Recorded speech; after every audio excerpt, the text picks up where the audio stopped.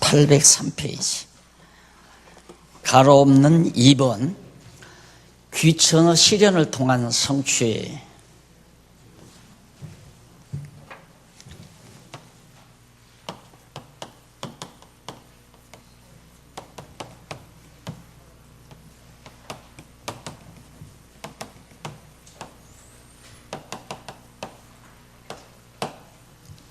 (17장에서부터) 행 1장 11절까지. 이제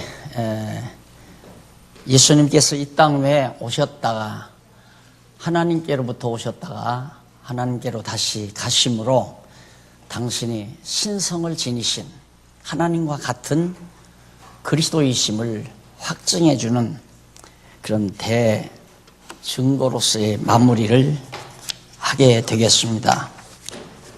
그 가운데 그 내용을 잠깐 정리해 보면 17장에서부터 19장 17, 18, 19 오늘 공부할 내용입니다. 19장은 순환과 죽음을 통해서 실현함을 증거한다.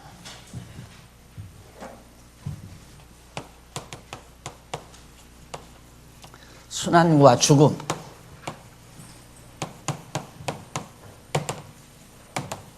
통해 증거.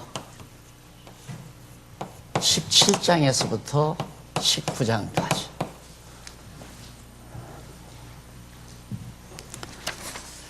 순환과 죽음을 통한 실현, 통한.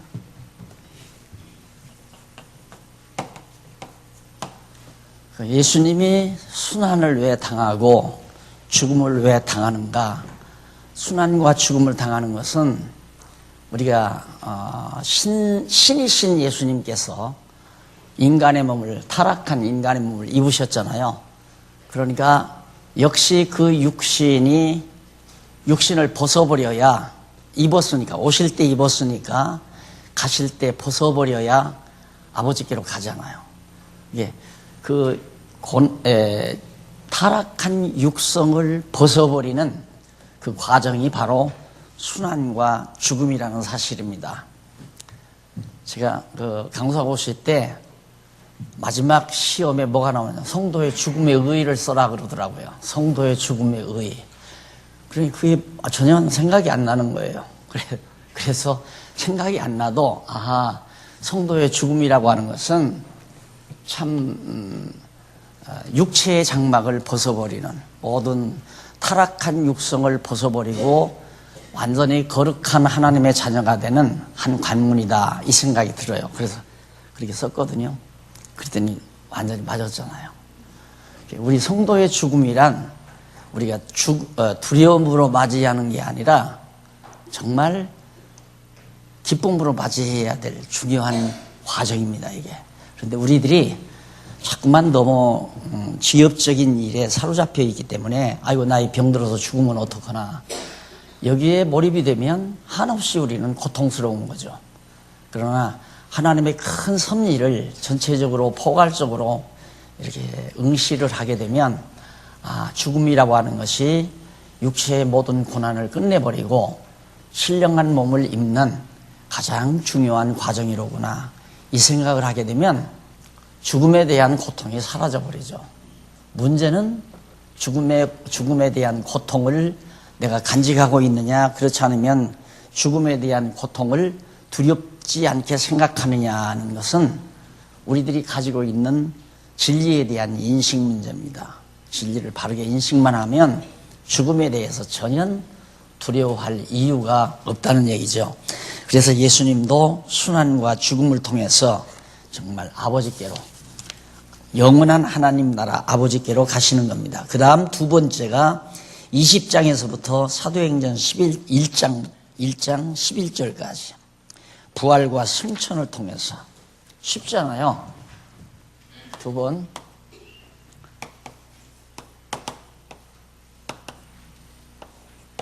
부활과 승천을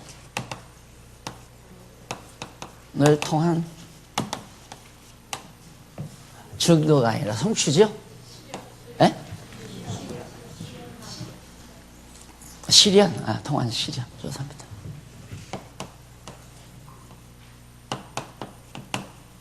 뭘 시련? 하나님께로 가는, 하늘로 돌아가는 것을 시련한다. 뭘? 첫째, 순환과 죽음을 통해서 시련하고, 그 다음, 그냥 죽어버리면 못 가잖아요. 하나님 나라에 죽어서 육신이 땅에 묻혀져 버렸는데 어떻게 가겠어요?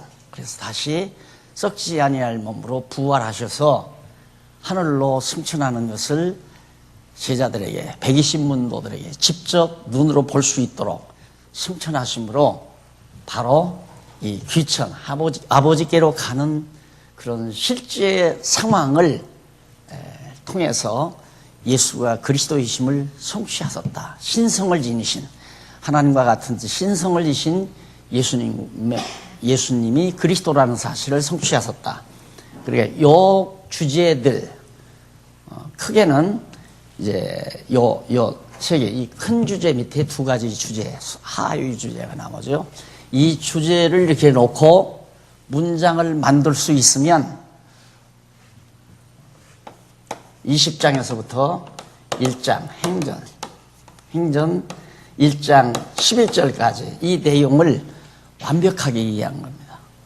그러니까 내가 만약에 여기서 학교처럼 시험을 본다고 하면 17장에서부터 사도행전 1장 11절까지의 내용을 요약 정리하라 이렇게 나오면 이걸 써놓고 이걸 다 해놓고 요약 정리하라 하면 이걸 보고 이제 문장을 만들어 쓰면 돼요.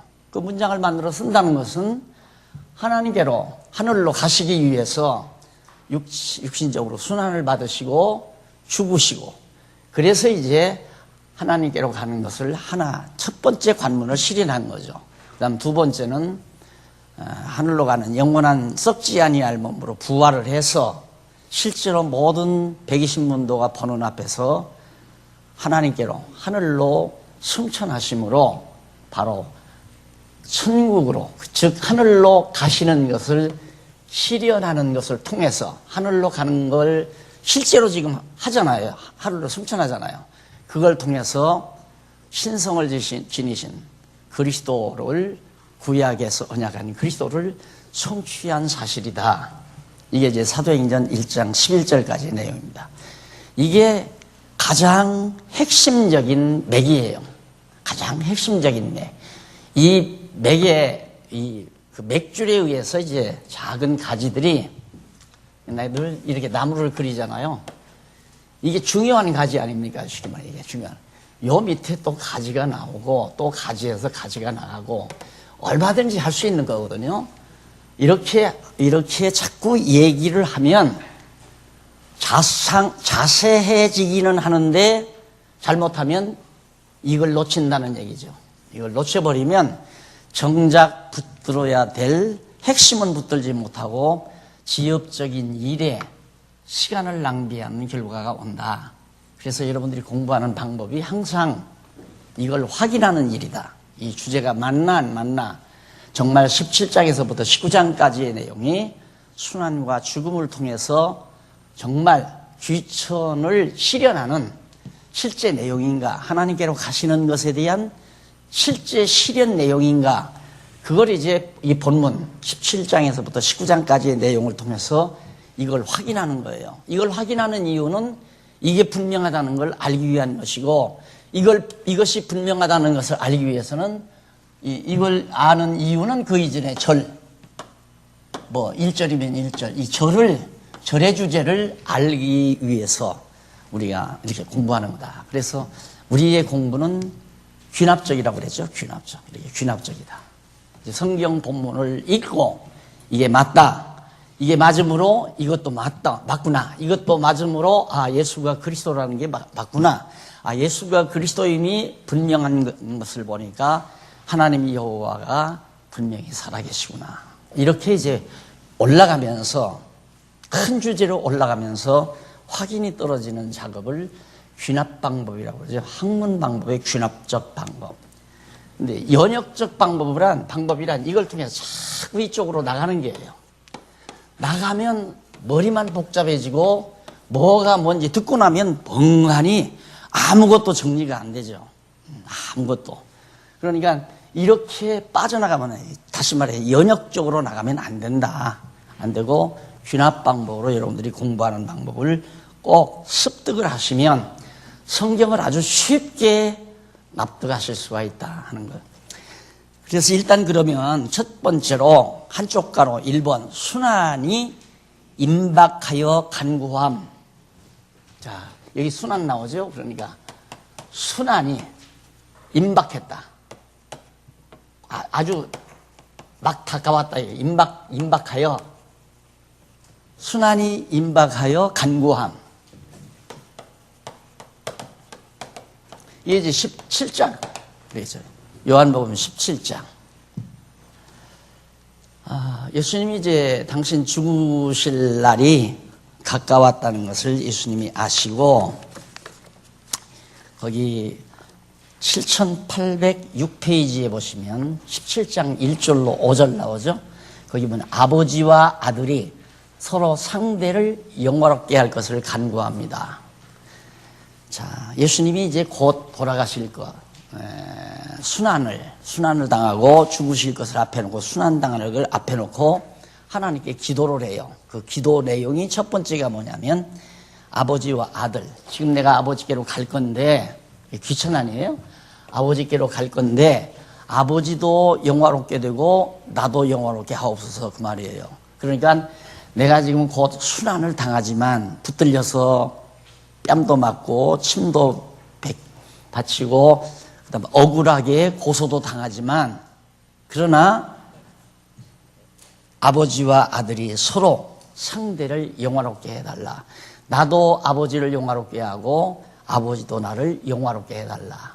그래야 영화로우신 아버지와 아들이 하나로 될 거 아니에요. 그래서 그걸 구하는 내용이 5절까지 나와요. 예수께서 이 말씀을 하시고 눈을 들어 하늘으로 가라사대 아버지여 때가 이르렀사오니 아들을 영화롭게 하사 아들로 아버지를 영화롭게 하게 하옵소서. 영화롭게 하게 하옵소서.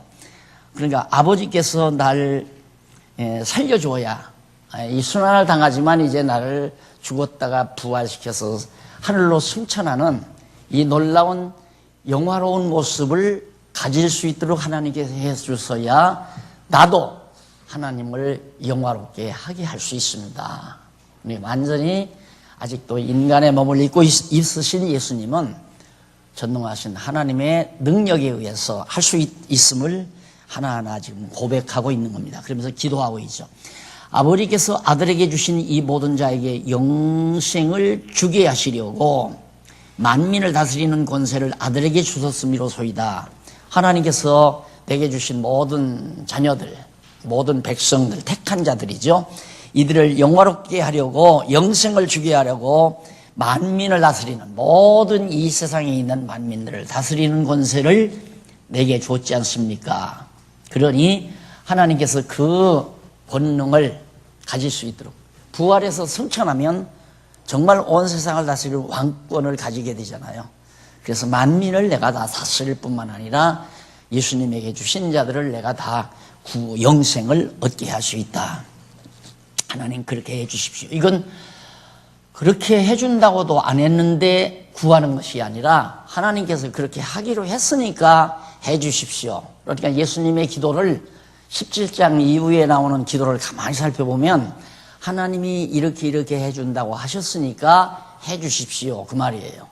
그러니까 기도라고 하는 것은 절대 하나님께서 이미 해 주시기로 언약하지 아니한 것은 우리의 진정한 기도 내용이 아니죠.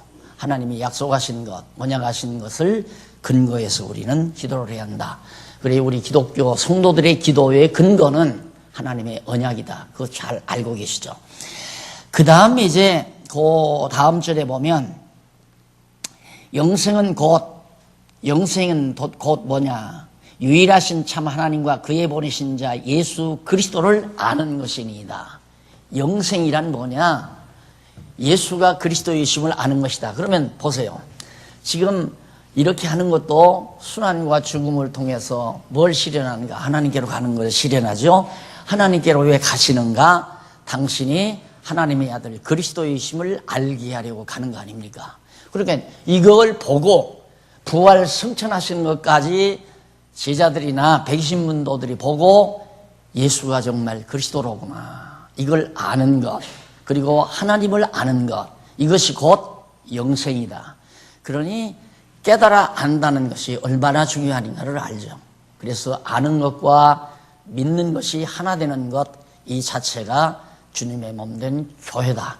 교회 조직이란 아는 것과 믿는 것으로만 되어져야 된다 하는 것이 굉장히 중요한 하나의 핵심으로 우리에게 주어지게 된 겁니다.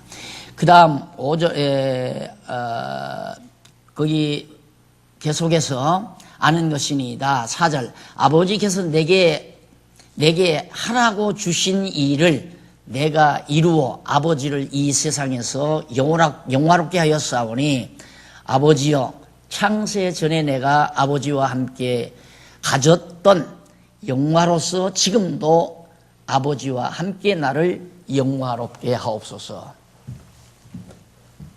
이걸 이제 수직으로 그려놓읍시다. 이거죠? 이 땅, 영원한 창세 전에, 여기가 이제 창세란 말입니다. 창조인데, 창조 전에 아버지와 함께 예수님이 함께 있었던 영화로서 내가 이 땅에 와가지고 아버지의 영화로움을 다 드러냈다. 그러니까 많은 표적도 능력도 행하심으로 아버지의 명령 따라서 하나님 아버지의 영화를 다 드러냈습니다. 내가. 그러니 아버지께서도 나를 이제 이 땅에 머물러서 이제 저 악당들에게 붙들려 순환당할 나지만은 나도 하나님께서 영화롭게 하셔서 하나님과 함께 거하게 해달라 하는 기도를 지금 1절로 5절까지 드리고 있습니다. 그 다음 17장 6절로 11절에 보면 7807페이지 나오죠. 아버지의 소유인 제자들과 하나가 되게 할 것을 간구합니다. 지난번에도 말씀드렸지만, 자, 이제 이 하나님, 그 다음 이 세상에 보내신 예수가 육신의 장막 벗어버리면 그냥 하나님의 영광이 되잖아요. 예수의 제자들도, 예수 안에 있는 제자들도 예수님과 하나 되게 하시고, 예수님과 하나 됨으로 아버지께서, 영화로우신 아버지께서 나를 영화롭게 함으로 하나님과 예수님과 제자들이 모두가 다 영화롭게 되어진다. 그래서 지난번에도 포도나무 비유도 말씀드렸지만, 문제는 우리가 그리스도 안에 있느냐 그리스도 밖에 있느냐가 매우 중요한 겁니다. 내가 그리스도 안에 있으면 영화롭게 되고 싶어서 되는 게 아니라 되어질 수밖에 없는 거예요. 이게 누가 그러면 예수 안에 거하는가? 택한 백성이 그리스도 안에 거하는 거죠. 이게 그리스도 안에 거하는 택한 백성들은 하나님께서 예수님을 영화롭게 하실 때 예수님만 영화롭게 되는 것이 아니라 예수님에게 속한 제자들도, 택한 백성들도 다 영화롭게 되어지는 것이다. 이것이 지금 예수님께서 6절로 11절에서 간구하는 내용입니다. 그래서 제자들과 하나 되게 해달라. 그러니 우리가 정말 그리스도 안에, 예수 그리스도 안에 있다고 하는 이것은 그냥 하나예요. 그냥 하나. 천리 밖에 있건 만리 밖에 있건 바다 건너에 있건 내 울 안에 있건 상관없이, 공간과 상관없이 그리스도 안에 사는 자들은 모두가 다 공간을 초월해서 하나가 되어 있다는 거. 그런데 우리들이 육신의 장막을 쓰고 있다가 보니까 하나 된 것을 자꾸 의식하지 못하니까 하나 된 그리스도 안에서의 형제를 우리는 험담하게 되고, 그리스도 안에 있는 형제들을 자꾸 미워하게 되고 증오하게 되고, 이런 잘못이 우리 육신을 쓰고 있는, 아직도 이 타락한 세상에 있는 우리 육신 때문에 그런 우를 우리가 범할 수밖에 없고 범하게 되는 거고, 그래서 이런 예수님의 기도를 우리가 하나하나 들어보면 자꾸 이제 우리가 깨달아지잖아요. 깨달아지게 되면, 아하, 내가 늘 그랬죠. 내가 동생이 엄청 미워요. 왜? 돈 꿔가지고 안 갚으니까 엄청 미울 거 아닙니까? 미운데 아버지는 동생 사랑하더라고요. 예, 아버지는 나도 사랑하고 동생도 사랑하고. 그러니까 내가 미워하면 하나님도 저 사람 미워할 거라고 생각하는 건 큰 착각이죠. 큰 착각이에요. 나는 미워해도 하나님은 저 사람을 사랑한다. 하나님이 사랑하는 자를 미워하는 것은 내가 지금 육신의 소욕에 얽매였기 때문이다 라는 걸 알 수 있잖아요. 예수님의 기도는 정말 이게 영원한 관계예요. 영원한 관계. 지금 우리가 육신 세상에 있는 동안에는 하나님, 예수님은 아직 육신 몸 쓰고 순환당하잖아요. 또 죽을 거예요. 그러나 부활해서 승천하실 거예요. 그러나 그리스도 안에 사는 우리들도 시간 문제지 분명히 죽었다가 부활해서 나와 예수님이, 우리와 예수님이 하나이고 이 예수님과 하나님이 하나이고 이게 바로 영원한 하나님 나라의 모습이라는 것. 이것이 이제 요한복음 이 기도 첫 부분에서 잘 나타나고 있는 부분입니다. 그래서 지금 7절 한번 보실까요? 지금 저희는 아버지께서 내게 주신 것이 다 아버지께로서 온 것인 줄 알았나이다. 이 땅 위에 있는 내 것, 내게 속한 것, 아버지께서 내게 주신 것, 생명도 주었고 시간도 주었고 건강도 주었고 재물도 주었고 지혜도 주었고 다 줬잖아요. 이것이 다 누구 것이냐? 아버지의 것이다. 그러니까 제자들도 하나님께서 예수님에게 주었는데 결국 이 제자들도 내 것이 아니라 하나님 것이다. 나도 하나님 것이고 그래서 너와 내가 다 하나님이 하나이기 때문에 굳이 표현하자면 모두가 다 우리 것이다 하지만은 절대자 하나님을 전제로 한다면 모두가 다 하나님의 것이다. 이렇게 우리가 이해하고 넘어가시면 됩니다. 그 다음에 이제 나는 아버지께서 8절에 나는 아버지께서 내게 주신 말씀들을 저희에게 주었사오며 저희는 이것을 받고 내가 아버지께로부터 나온 줄을 참으로 아오며 아버지께서 나를 보내신 줄도 믿었사옵나이다. 예수님이 이 땅에 와서 제자들에게 한 말이 자기 말한 게 아니다. 아버지께서 주신 말씀을 했다 이 말이죠. 그래서 우리들 이 땅 외에 우리도 마찬가지죠. 우리도 정말 말씀을 할 때에는 성경만 하나님의 말씀만 내 말이 아니죠. 내 말이 아니. 우리 인간들끼리 하려면 상식적인 얘기를 해야 돼요. 서로가 소통될 수 있는 상식적인 얘기. 그런데 성경 말씀은 상식적이지 않잖아요. 듣다가 보면 잘 이해가 안 가는 데가 있어요. 도저히. 왜? 상식적인 것이 아니기 때문에. 그래서 때로는 믿는 자가 있고 안 믿는 자가 있고 그게 성경 말씀만 딱 하면 잘 알아듣는 자가 있고 못 알아듣는 자가 있고 그 잘 알아듣는 자가 귀 있는 자라는 얘기죠. 못 알아듣는 자는 귀가 없는 자이고 그러니까 예수님도 오셔서 하나님의 말씀만 아버지께서 내게 주신 말씀만 전했더니만 저들도 그 말씀을 알아보고 잘 듣고 나를 아버지께로 온 걸 믿고 있습니다. 아, 저분이 저렇게 말씀하는 걸 보니까 하나님께로부터 왔다가 하나님께로 가시는 분이로구나. 하나님께로부터 오신 분이구나. 지금 순환 앞에서 바로 지금 예수님께서 기도하면서 지금 그 얘기를 한 거예요. 내가 아버지께서 내게 주신 말씀을 전했더니만 저들이 그걸 듣고 아버지께로서 왔다는 거. 저 예수가 정말 아버지께로부터 왔구나. 이걸 알고 믿었습니다. 굉장히 중요한 얘기죠. 그러니까 결국 예수님도 아버지께로부터 오신 예수님도 하나님의 말씀을 전해서 제자들로 하여금 믿게 했다. 그 얘기입니다. 그러니 제자들 또 거룩하게 해달라. 지금 그걸 요구하기 위해서 말씀하는 거거든요. 그 다음에 보면 이것을 내가 아버지께로부터 나온 줄을 저들이 알았다. 그 다음에 믿었나이다. 9절 내가 저희를 위하여 비옵나니 내가 비옵는 것은 세상을 위함이 아니요 내게 주신 자들을 위함이니이다. 여기서 세상을 위한다는 말은 세상의 모든 인간들을 위해서 기도한 게 아닙니다. 내가 지금 기도하는 것은 내게 주신 자, 택한 백성이죠. 제자들을 비롯한 이 주신 자들을 위해서 빈 겁니다. 왜? 세상 모든 사람들을 위해서 예수님이 기도한다고 해서 모든 사람이 구원 얻는 게 아니니까, 그건 하나님께서 약속된 자들이 아니니까 그들을 위해서 내가 기도하지 않습니다.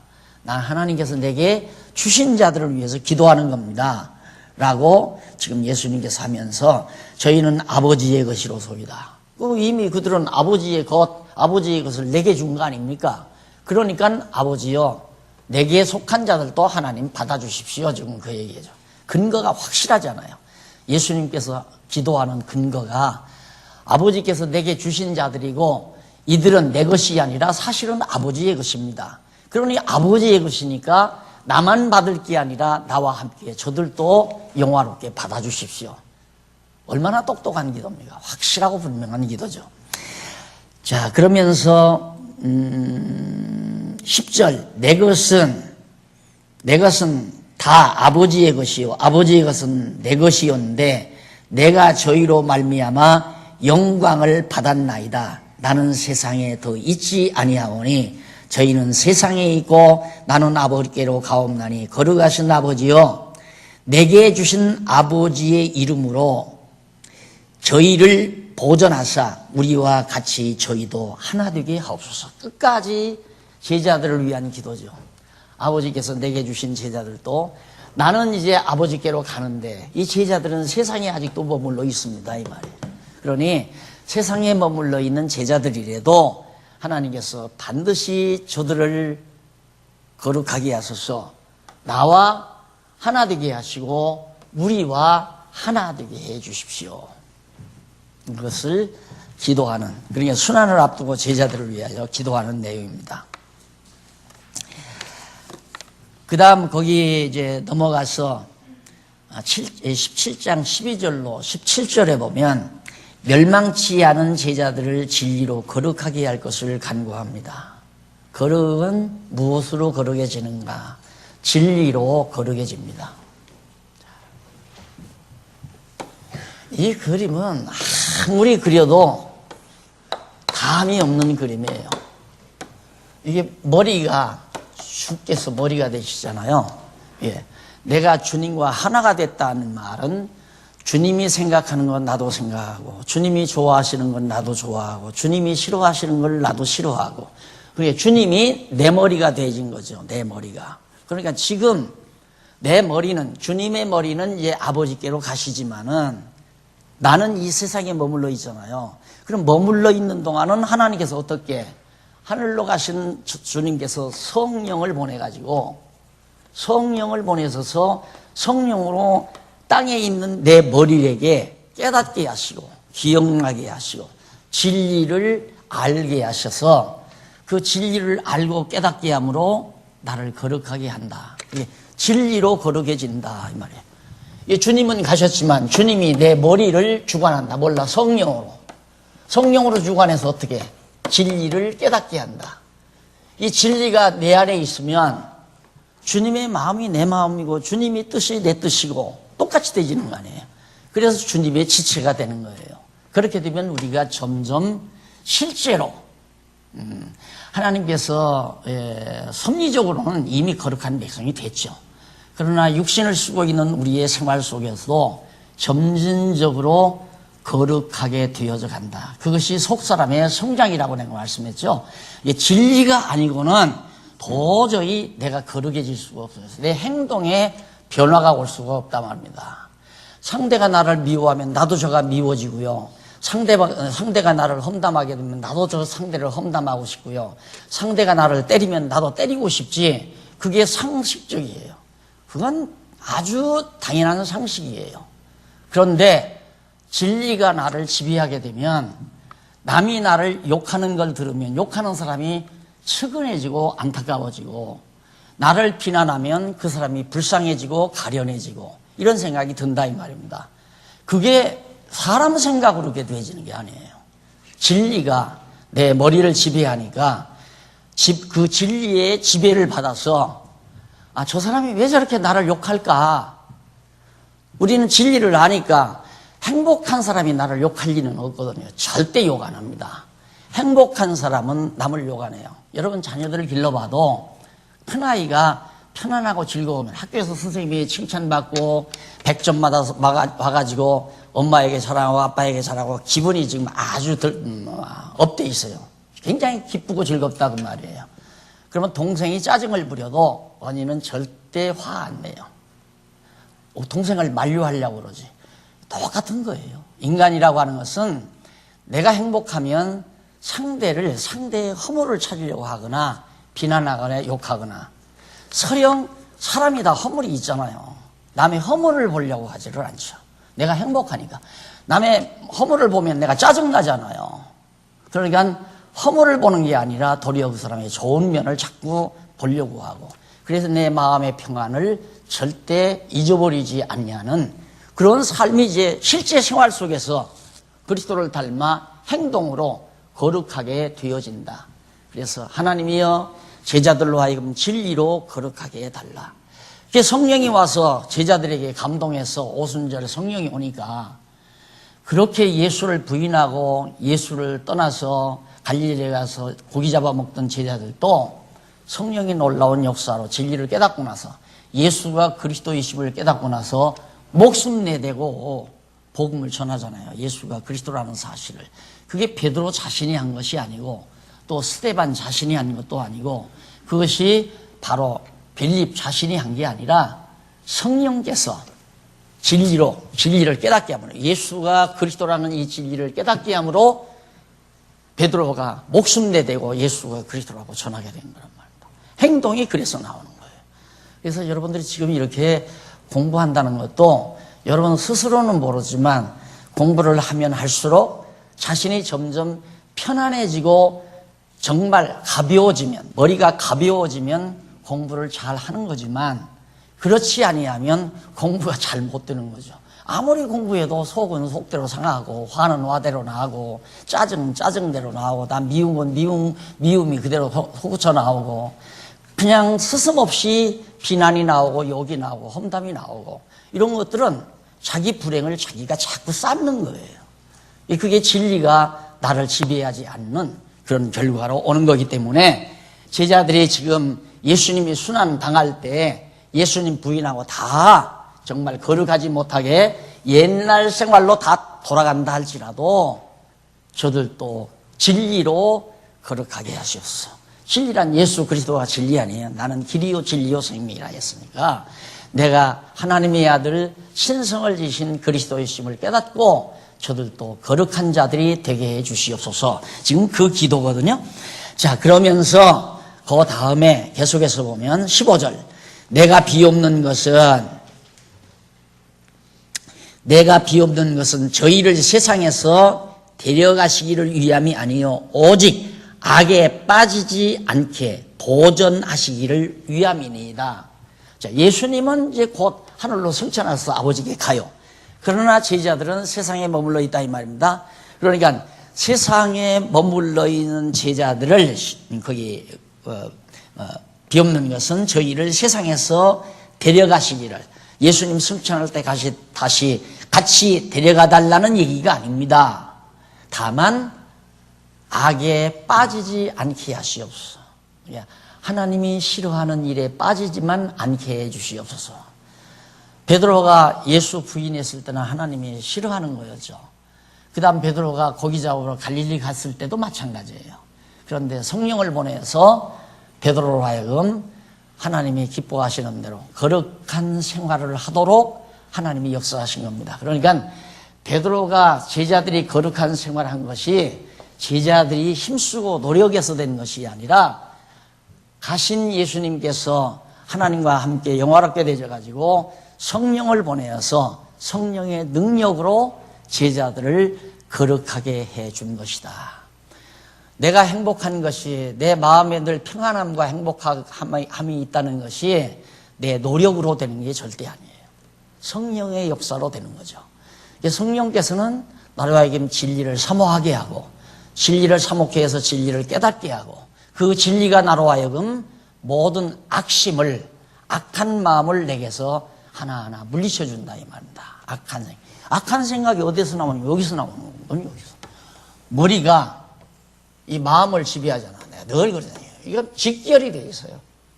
그래서 여러분 이 마음에 이 심기, 마음의 기운이라고 그랬죠. 심기가 약해지는 것은 바로 그것이 내 불행감을 초래하는 요소가 되는 거예요. 심기가 약하면 어떤 결과가 나오냐면 심기가 약하면 육체의 소욕이 막 점령해요. 마음을 이렇게 계속 육체의 소욕이. 심기가 강하면 육체의 소욕이 줄어들어요. 이렇게. 그래서 마음이 평안하다 말입니다. 그러면 언제가 심기가 가장 강하냐? 가장 평안할 때, 마음이 평안하고 즐거울 때, 그때가 심기가 굉장히 강한 겁니다. 그래서 한때는 키 큰 사람, 삐쩍 마른 키 큰 사람이 웃으면 복이 와요인가, 웃으면 병 낫는다고 한 사람 있죠? 웃으면 뭐냐, 행복하다는 얘기죠. 마음에 평안이 있다는 거예요. 그러니까 웃는 것보다 더 중요한 것이 평안이에요. 이 평안. 그래서 예수님이 제자들에게 지금 평안 주시라고 기도하거든요. 평안을 주시라고. 마음의 평안을 갖는 것이 심기가 가장 강할 때인데 그 심기가 가장 강하다는 말은 여기 머리에 여기에 여호와 경외하기를 아는 지혜의 기운이죠. 총기, 총명의 기운, 지혜의 기운. 이 지기가 강하게 작동을 하면 심기가 또 강하고 심기가 강하면 마음에 평안함이 있고 바로 그런 겁니다. 그러니까 진리로 거룩하게 해달라는 말은 여호와를 경외하는 그 지혜, 여호와를 경외하는 것이 지혜의 근본이요 또 여호와를 아는 것이 지혜의 근본이다. 지식의 근본이다. 이런 잠언서에 나오는 말씀 있죠? 바로 그거예요. 우리가 이 성경을 배우는 것도 오늘 또 무엇 때문에 예수님 귀천을 배우는가? 예수가 하나님인데 이 세상에 왔다 갔다. 그래서 그분이 그리스도다. 그분이 그리스도라는 말은 하나님이 여호와라는 확증을 우리가 얻는 결과를 낳기 위해서 지금 배우는 거 아니에요. 여호와임을 알게 되면 그것이 지혜의 근본이에요. 뿌리란 말입니다. 지혜가 있어야 기운이 생기잖아요. 지혜가 없으면 기운이 약해져요. 지기가 약해지면 심기가 약해지고 심기가 약해지면 자꾸 육체의 소욕이 마음을 점령하게 되고 욕심이 차오르게 되고 뭐든지 내 고집대로 하고 싶은 생각이 나오고 내 뜻대로 안 되는 화가 나고 이렇게 되지는 것이 우리 인간의 구조라 이 말이에요. 그래서 진리가 우리를 거룩하게 한다는 말은 얼마나 중요하고 놀라운 말씀인지 모릅니다. 그래서 예수님이 지금 그 문제에 대해서 제자들을 위해서 계속 기도하는 내용인데 내가 세상에 속하지 아니함이 16절 나오죠. 아니함같이 저희도 세상에 속하지 아니하였사옵나이다. 세상에 비록 우리가 살지만은 우리가 세상에 속하지 않았다. 이게 굉장히 중요하잖아요. 그러니까 세상 사람들과 세상에 속한 사람들과 우리가 소통하고 산다는 것은 그건 참 안타까운 일이죠. 소통이 안 되잖아요. 우리 장로님, 이거 예수 믿는다고 세상 친구들 다 나가 떨어지고 이제 이렇다고 늘 가끔 얘기하는데 그건 떨어질래야 떨어지는 게 아니라 자연스럽게 떨어져 나가잖아요. 만나면 소통이 안 되니까 우리는 상식적인 생각을 하고 사는 게 아니잖아요. 성경이 있는 말씀대로 생각하며 사니까 세상적인 세속적인 친구들 만나게 되면 대화가 사라지고 누가 그래요? 동창회를 몇 번 안 나오니까 자꾸 나오라 해서 갔더니만 술을 권하더래요. 야, 내가 장로가 됐다. 그러니까 야, 그래? 우리가 이해한다. 그럼 야, 너 사이다나 마시하고 사이다 갖다 주고 그 다음 이제 오징어 다리 쭈꾸미 볶아놓은 거 넣고 이렇게 먹는데 안주만 자꾸 주워 먹으니까 다음부터는 오라고 안 하더라고요. 그래서 떨어진다 이거예요. 소통이 되는 게 이상하죠. 세상 사람들하고 소통이 된다는 게 이상하잖아요. 우리 정말 진리를 깨달은 자들하고 모여 앉았으면 밤을 지새우잖아요. 밤을 지새워도 정말 지겹지를 않고 서로 소통이 되고 점점 기쁨이 있고 평안함이 있고 이게 이제 진리의 힘이라는 사실.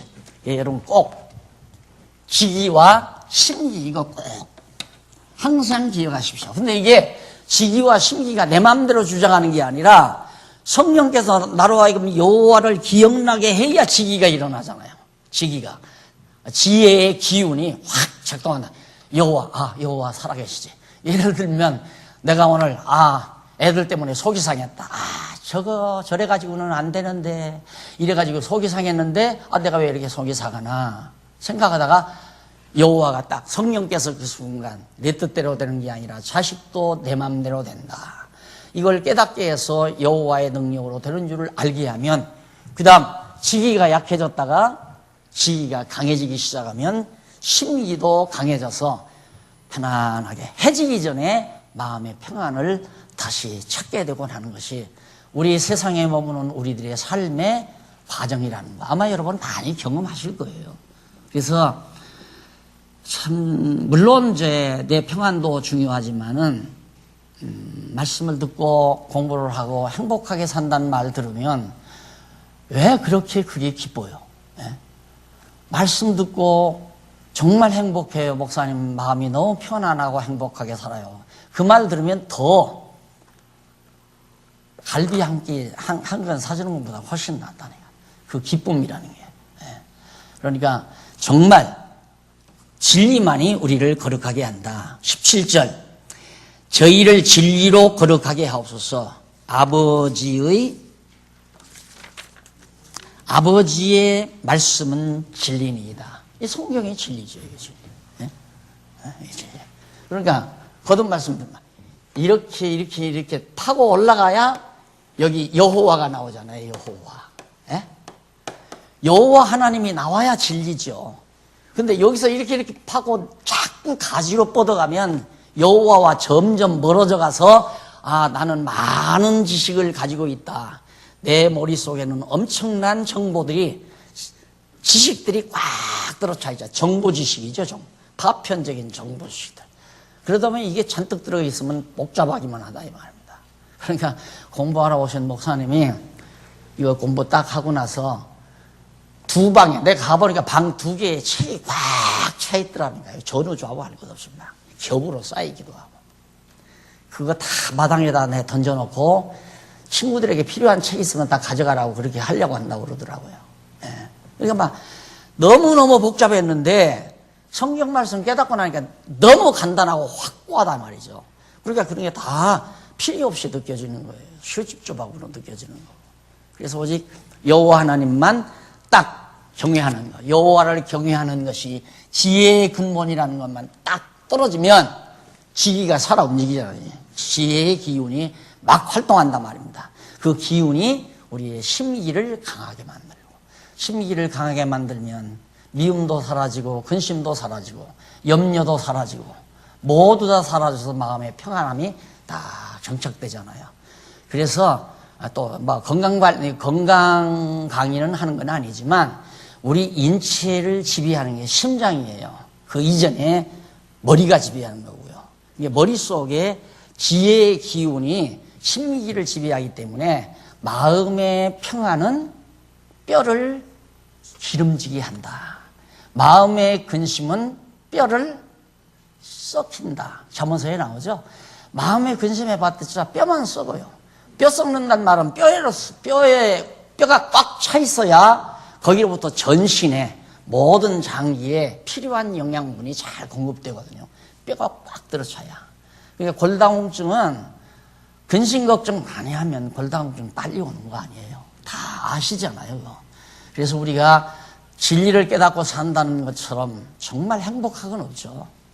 그래서 예수님도 내가 다 말했지만 아직 제자들이 다 못 알아듣습니다. 그러니 내가 가서 보혜사 성령을 너희에게 보내주마 예수님이 약속하잖아요. 그러니까 나 이제 아버지께로 가니까 아버지 나만 거룩하게 하지 마시고 내게 속한 자들도 진리로 거룩하게 하옵소서. 이걸 구하는 것이 지금 17장 15절까지 17절까지입니까? 그 다음 11페이지 7811페이지 보면 17장 18절로 26절에 인자를 보낸 것을 믿고 그 영광을 보게 할 것을 간구합니다. 그러니까 하나님께서 영화로우신 하나님이 여기 인자 예수님이죠. 하나님이 예수님을 이 세상에 보낸 걸 알게 하시고 누구로? 제자들로 하여금 인자를 보낸 것을 하나님이 인자를 보낸 것을 믿고 그 영광 이제 예수님이 부활 승천하시는 이 영광을 저들로 보게 해 주십시오. 그 말은 이제 나 부활 승천하게 해달라 그 말과 같은 얘기입니다. 그러니까 그렇게 해야 제자들이 예수가 그리스도라는 걸 믿고 정말 그 믿음으로 말미암아 그 진리로 말미암아서 제자들이 거룩한 백성들이 되시니까. 그 다음 19절 또 저희를 위하여 내가 나를 거룩하게 하오니 이는 저희도 진리로 거룩함을 얻게 하려 함이니이다. 내가 비옵는 것은 이 사람들만 위함이 아니요 저희 말을 인하여 나를 믿는 자들도 위함이니. 자, 이 제자들이 예수님이 이렇게 하는 것을 제자들이 이제 보고 예수님을 믿잖아요. 근데 이들만을 위한 게 아니라 이들을 통해서 믿는 자, 곧 우리들이죠. 우리들도 이 제자들, 사도들이 전한 복음 진리, 하나님의 말씀을 듣고 우리가 지금 예수가 그리스도임을 믿잖아요. 우리들도 위한 것입니다. 그 말이에요. 당시 기도는 제자들을 위해서 기도하면서, 그러나 내가 기도하는 것은 12제자만을 위해서, 예수님 제자만을 위해서 기도하는 게 아니고 이 제자들을 통하여 듣고 믿을 자들까지를 위해서 내가 기도를 드리는 겁니다. 너무 분명하죠. 그리고 우리 거룩하게 돼 있어요. 반드시. 그러니까 내가 지금 아직도 심기가 약하다. 내가 잘못해서. 아니에요. 그게 잘못된 거예요. 내가 잘못해서 그런다. 그러니까 그렇게 생각하면 그 사람이 밉지요. 저 인간 왜 그래? 나를 누가 욕한다 하십시다. 미울 거 아니에요. 근데 그 사람도 그 사람 마음대로 되는 게 아니에요. 누가?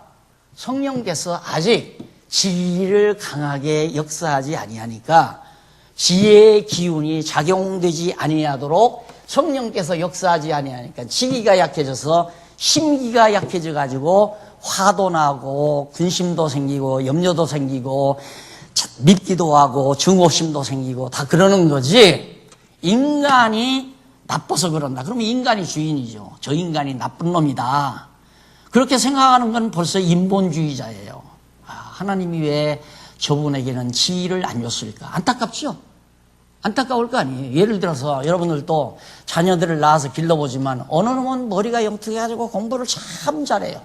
근데 어느 놈은 왜 저렇게 머리가 나빠가지고 학교에서 선생님의 얘기를 꾸준히나 듣고 아이들에게 매나 맞고 오고 속상하잖아요. 매우 속상하죠. 그런 것처럼 하나님이 그에게 지혜를 주지 않아서 심기가 약해가지고 그러는 것을 그 사람을 미워해서 되겠느냐 이 말이에요. 사람 미워하면 안 돼요. 다 하나님의 섭리고 뜻이고. 그러면 그 사람 버리려고 그러는 거 아니에요. 하나님께서 더 지혜롭게 하기 위해서 시련을 주시는 거죠. 봐라, 그렇게 살아봤댔자 너 마음만 아프고 고통스럽다 해봐야 알잖아요. 아버지 곁을 떠나서 돼지우리 가서 살아봐야 아하, 내가 아버지를 떠나서는 아무런 소득이 없구나 하는 걸 깨닫는 것처럼 하나님께서도 우리에게 깨닫게 하기 위해서 어떤 사람은 지기를 강하게 주기도 하고 어떤 사람은 약하게 하기도 하고 강한 지기를 약하게 만들어 주기도 하고 그렇게 해서 권고한 날과 형통한 날을 하나님께서 그렇게 겸해서 준다고 하지 않았어요. 우리가 대낮이 더 좋다고 해가지고 1년 12달 계속 태양만 떴다고 하면 우리 못 살아요. 곡식도 아무것도 안 되고. 그러니까 밤도 있고 낮도 있어 가면서 온 우주 만물이 생성하듯이 오늘 우리의 삶도 마찬가지입니다. 하나님께서 때로는 내 심기를 약하기도 하고 때로는 내 심기를 강하기도 하고 때로는 나로 하여금 곤고한 날 겪게도 하고 형통한 날 겪게도 하면서 내 신앙을 하루하루 성장시켜 간다 이 말이에요. 그러니까 막 마음 괴로워하고 고통스러운 사람 보면 측은한 마음을 가지는 것이 정상이죠. 그렇잖아요. 하나님이 잠시 저렇게 고통스러운 마음을 주시는구나.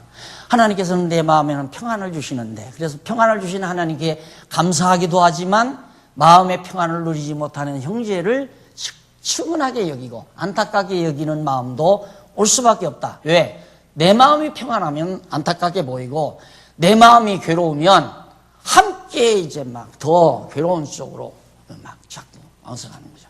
이 괴로운 사람이 괴로운 사람끼리 만나면 더 괴로워지고, 괴로운 사람이 평안한 사람 만나면 위로를 받아서 또 평안해지고, 그래서 친구라는 게 우리 이 그리스도 안에서의 지체라는 게 그만큼 중요한 겁니다. 만나는 것과 만나지 않는 것과는 전혀 달라요. 안 만나면 교제가 안 이루어지잖아요. 땅 위에 있는 이상 육신을 가지고 있기 때문에 만나야 서로가 교제를 이루니까 교제 속에서 위로도 되고 힘도 얻고 그러는 거거든요. 그래서 안 만나게 되면 교제가 안 돼요. 안 되니까 결국은 자꾸만 나 혼자서 고통을 당하게 되고 이제 그런 결과가 와지는 거죠. 자, 그 다음에 계속해서 10절에 보면 10절이 아닙니다. 21절 아버지께서 내 안에 내가 아버지 안에 있는 것 같이 저희도 다 하나 되어 우리 안에 있게 하사 세상으로 아버지께서 나를 보내신 것을 믿게 하옵소서. 그러자 세상으로, 이 세상에 속한 모든 사람들로 아버지께서 나를 이 세상에 보내신 것을 믿게 해달라. 다 하나 되게 해서 그게 교회예요. 그거 이상은 교회가 아니에요. 그 하나 된다는 것이 무슨 연영 또래로 하나가 되거나 무슨 취미가 같아서 하나가 되거나 또 서로 뜻이 통해서 하나가 되거나 인간적인 뜻이 통해서 하나가 되거나 이건 아니에요. 이건 아니고 지기로 하나 돼야죠. 지기로. 아는 것과 믿는 것으로 하나 되는 것, 이것만이 교회다. 오직 이것만이 교회다. 그러니까 취미로 하나 된다. 자기 취미생활이 같으니까 친해지잖아요. 취미생활이 같으면. 그래서 부부 행복하게 사는 방법, 취미를 같이 가져라. 남편이 바둑 좋아하거든 아내도 바둑을 배워라. 그러면 부부 금실이 좋아진다. 이건 하나의 인간적인 방법이죠. 그건 상식적인 거예요. 그러니까 바둑 좋아하면 바둑같이 둘 거 아니에요. 그런 식으로 하나 되는 것은 교회가 아니에요. 오직 믿는 것과 아는 것으로 하나가 돼야 된다. 이게 정말 성경이 말하는 진정한 그리스도의 몸된 교회다. 그 이외의 것으로 어떤 세상적인 목적이나 인간적인 이상이나 꿈 이런 것들을 내세워서 그걸로 하나 단체를 이루는 것은 정치 집단이에요. 그건 교회가 아니라 말입니다. 예수님이 끝까지 제자들과 하나 되게 해달라. 그 22절에 보면 내가 주신 영광을 내가 저희에게 주었사오니 이는 우리가 하나 된 것 같이, 하나님과 예수님이 하나 된 것 같이 저희도 하나가 되게 하려 함이니이다. 제자들에게 다 아버지께 주신 것을 다 제자들에게 알게 해주시고 깨닫게 하는 것은 우리만이 아니라 제자들까지라도 우리와 다 하나 되게 하려고. 이게 하나의 주님의 몸된 교회. 국경을 초월하고 시대를 초월하고 취미를 초월하고 인간 종족을 초월해서 모두가 다 믿는 것과 아는 것, 곧 진리로 하나 되어지는 것만이 진정한 교회다. 자, 다 비슷한 얘기가 반복해서 나오는데 24절 한번 보십시다. 아버지여 내게 주신 자도 나 있는 곳에 나와 함께 있어 아버지께서 창세 전부터 나를 사랑하심으로 내게 주신 나의 영광을 저희에게도 보게 하시기를 원하옵나이다. 하나님 창세전부터 하나님은 영화로운 몸으로 우리와 함께 아버지와 함께 있었지 않습니까? 그러니까 나 지금 현재는 육신의 몸을 입고 이 세상에 와서 곧 순환을 당하겠지만은 순환 전에 내가 구하오니 날 영화롭게 하소서 저들로 세상에 머물러 있는 제자들로 하여금 그걸 좀 보게 해 주십시오. 그래서 예수가 그리스도이심을 믿는 진리로 하나 되게 해달라. 그런 얘기죠. 그 다음 25절 의로우신 아버지여 세상이 아버지를 알지 못하여도 나는 아버지를 알았사옵고 저희도 아버지께서 나를 보내신 줄 알았사옵나이다. 이제 제자들도 다 알았습니다. 내가 아버지의 이름을 저희에게 알게 하였고 또 알게 하리니 이는 나를 사랑하신 사람이 저희 안에 있고 나도 저희 안에 있게 하려 함이니이다. 아버지의 이름이 뭡니까? 아버지의 이름 여호와죠? 여호와를 알게 했다. 이해가 안 가는 거죠. 여호와를 언제 예수님이 여호와를 알게 해요? 근데 예수님의 이름 자체가 여호와는 구원이시다 그 말이에요. 예수님의 이름, 예수라는 말이 여호와는 구원이시다. 그런 이름이기 때문에 예수님이 오셔서 여호와께서 예수님이 오셔서 세상에 속한 하나님의 자녀들을 구원해 주신 이 사건으로 하여금 여호와라는 이름을 알게 했다 그 말이거든요. 그러니까 지금 이렇게 다 알게 한 것은 저희 안에 있게 하려고, 나를 사랑하신 사랑이 저희 안에 있고 나도 저희 안에 있게 하려고. 예수님 제자들이 예수님 안에 계시고 예수님도 제자들 안에 있으려고 그렇게 다 아버지 이름을 알게 했습니다. 자, 그렇게 해서 17장 모두 내용을 마무리했습니다. 우리 18장 차 한 잔 드시고